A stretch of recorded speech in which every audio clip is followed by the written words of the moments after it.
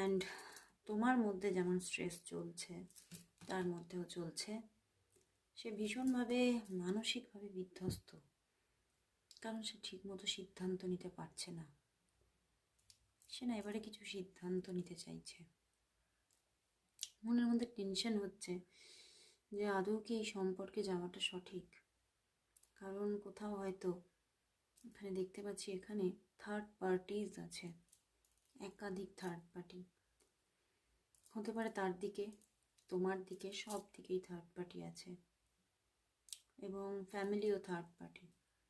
তো সেই জন্যেই সে না একটু নিজেকে সরিয়ে রেখে প্রচণ্ডভাবে ভাবছে আর ভাবছে, ভাবছে আর ভাবছে। বাট তবুও এত ভাবনা চিন্তার মধ্যেও তোমার প্রতি তার আকর্ষণকে ছাড়তে পারছে না। প্রচুর ভালোবাসছে বন্ধুরা, তোমার প্রতি একটা ডিপ ফিলিংস গ্রো হয়ে গেছে। মানে এই যে তোমার থেকে দূরে আছে না, সেই বলে না দূরত্ব থেকে একটা ভালোবাসা তৈরি হয়, সেই দূরত্ব থেকে একটা ভালোবাসা তৈরি হয়েছে, দূরত্ব থেকে একটা লাভ তৈরি হয়েছে। এই দূরত্ব যেন তাকে তোমার অনেক কাছাকাছি এনে দিয়েছে।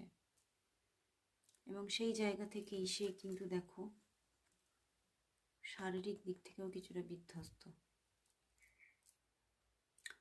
তার কিছুটা হেলথ ইস্যুও থাকার একটা জায়গা দেখাচ্ছে। অ্যান্ড সে কিন্তু নিজের বাড়িতেই হয়তো এখন আছে এবং একটু রেস্টিং এনার্জিতেই আছে। এবং সে না একটু খুব বেশি করে থটস রেখে সঠিকভাবে সিদ্ধান্ত নিয়ে এবারে এগোতে চাইছে। এবং কোথাও যেন সে ভাবছে, আমি না কোথাও যেন ক্লান্ত হয়ে পড়েছি, এই ক্লান্তি কবে কাটবে। একটা ক্লান্তি তাকে ঘিরে ধরছে আজকে, কারণ তার জীবনে প্রচুর আপ অ্যান্ড ডাউনস চলছে এই রিলেশনশিপটা নিয়ে। সে না রিলেশনশিপটা থেকে পুরোপুরি সরে যাচ্ছে, আবার না পুরোপুরি তোমাকে জয় করতে পারছে। কিন্তু এই জয়টাই তার মাইন্ডের মধ্যে বসে আছে, সেই জয়টাই করে নিতে চাইছে তোমাকে।